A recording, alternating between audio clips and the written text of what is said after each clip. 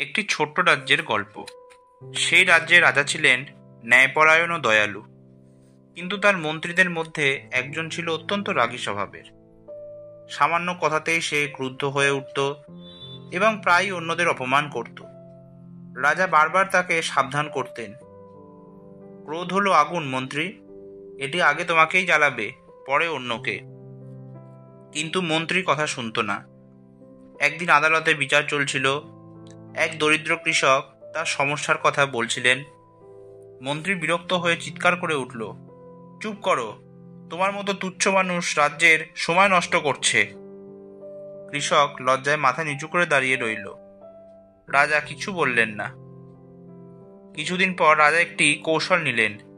তিনি মন্ত্রীকে ডেকে বললেন, আগামীকাল তুমি আমার সাথে শিকারে যাবে।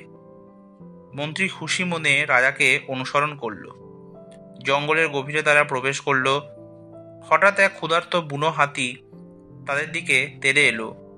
মন্ত্রী ভয়ে কাঁপতে লাগলো। সে ভাবল এবার তার শেষ।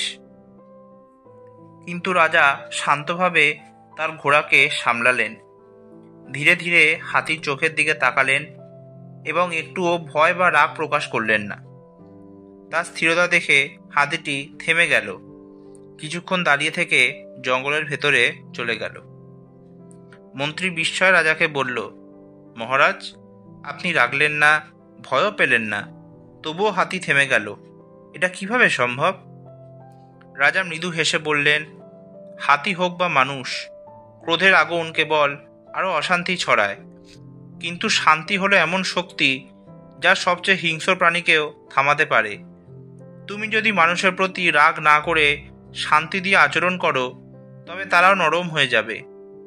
ক্রোধে নয়, শান্তিতেই প্রকৃত জয়। এই অভিজ্ঞতার পর মন্ত্রীর মনে পরিবর্তন এলো। সে বুঝল যে শক্তি দিয়ে রাজা বুনো হাতিকে থামিয়েছেন। সেই শক্তি রাগ নয়, বরং শান্তির। সেই দিন থেকে সে নিজের রাগ নিয়ন্ত্রণ করতে শুরু করলো এবং ধীরে ধীরে মানুষ তাকে সম্মান করতে লাগলো। এই গল্প আমাদের এই শিক্ষাই দেয়, রাগ মুহূর্তের জন্য শক্তি মনে হলেও আসল শক্তি হলো ধৈর্য ও শান্তি।